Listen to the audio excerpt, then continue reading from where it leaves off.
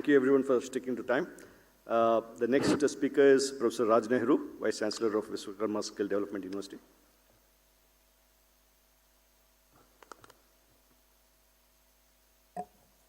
Namaskar, dignitaries on the dais and respected dignitaries and academicians in the audience. As far as the national education policy is concerned and the targets that we have in the national education policy, envisaging 50% of GER for higher education and 50% of GER for skill-based education, where on skill education we are roughly around 7% or 8%. For higher education we are around 27-28%. It's a huge and daunting task in front of us. So as far as the skill education is concerned, today one of the biggest drivers that I find, besides what we have been talking in the last couple of days, which is also important, I think recognition of prior learning is one of the big game-changing initiatives that every institution must look at it. Today, if you look at the GER in higher education, we calculate it at 18 to 23 years of age. More than 140 million are the population in this age group. 35 million are enrolled in education if we go by the 27-28%. Where are the 105 million people today? That studies say that more than 50% of this 105 million are eligible. They are 12th pass or equivalent, but they are not in higher education. They have entered into the labor market. They are working for various organizations, uncertified, unqualified.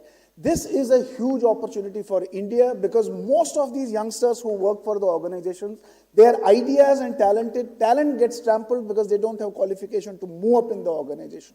Sri Vishwakarma Skill University has started recognition of prior learning in higher education. We are working on pilot projects with some organizations where most of the qualifications that we have created in the university are getting mapped to some of the job roles in the industry. And through that process, what we do, we assess these youngsters who are working in the industries for long years, but without any qualification. So what we do, we assess them, and based on the assessment, we exempt them for some of the work that they have already done, which gets mapped with the qualifications, and then enroll them through a bridge program so that they can complete their higher education. This is a game-changing initiative, let me tell you, my friends, because once these people move up in the organization with higher qualification, which these organizations want to accept, they will actually be very ideative. They can create more opportunities in the organization. They can create more innovations in the organization. And eventually, when they will grow in the organization through those certifications, they can create more opportunities on the ground for newcomers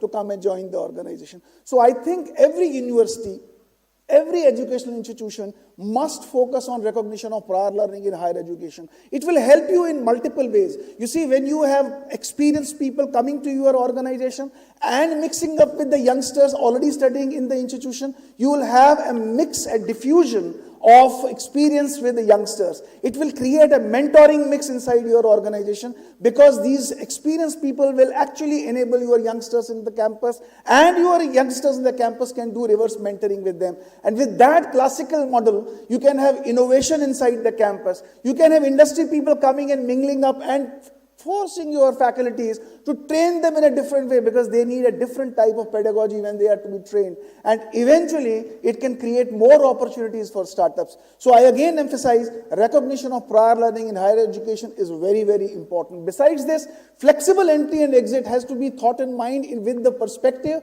that every exit level must be mapped with some qualification. Unless exit levels are mapped with qualifications, the exit and entry, the flexible entry and exit will become meaningless. The third important thing is bringing the industry to your institution. And the last one is providing an integrated model of learning where from class 9th onwards, we are tying up with the technical education, higher education, industrial training department, and other institutions where integrated education for skilling is provided to the students. So that's it. Thank you very much. Thank you. Thank you very much. जन से अनुरोध है कि अपने छोटे प्रश्नों को पूछें और एक व्यक्ति सिर्फ एक प्रश्न को पूछे। जी नमस्कार, मैं शिव त्रिपाठी, आत्मीय विश्वविद्यालय Rajkot. The question is to Shri Raj Nehru ji. You mentioned about recognition of prior learning. Just I would like to learn that whether you would recommend it only for BVOC or MVOC program, or do you think that RPL can be created across the different qualifications that we offer? Thank you, sir. See, currently we have started experimenting it with the BVOC and MVOC qualifications, but I don't see any challenge for this program getting extended to any program. Why in BVOC we started with? Because in BVOC we have integrated qualifications, and these qualifications are progressive in nature in an hierarchical model that we have integrated, and based on the proficiency levels and industry agreeing to those proficiency levels for those qualifications, we have picked up BVOC. So 60, and the second important part is 60-40% ratio, where 60% is on-the-job training, the experience, and all those aspects, workshops, and 40% is theory. So that gives us a flexibility of picking and starting up with the BVOC. But if you ask me, there is no challenge that can even come for the non-BVOC programs as well. Thank you, sir. Sir, There was a question there. Yeah. Next year. sir, आपका Yeah, this is Dr. A.K. Tyagi from one second. Kashi Vidyapeeth. Just one- Yeah, in fact, we are deliberating on the technical skills at length, and arrangements have been made. But I still feel that the traditional Indian skills, that is somehow been forgotten. We have a very good heritage of traditional skills. That emphasis should also be there, and we should have a strategy to monitor the development, to monitor and evaluate the competencies there also. These are, very beneficial in the sense that we hardly need any capital investment, and they are there on the blood of Indian already. So we need not to even popularize them.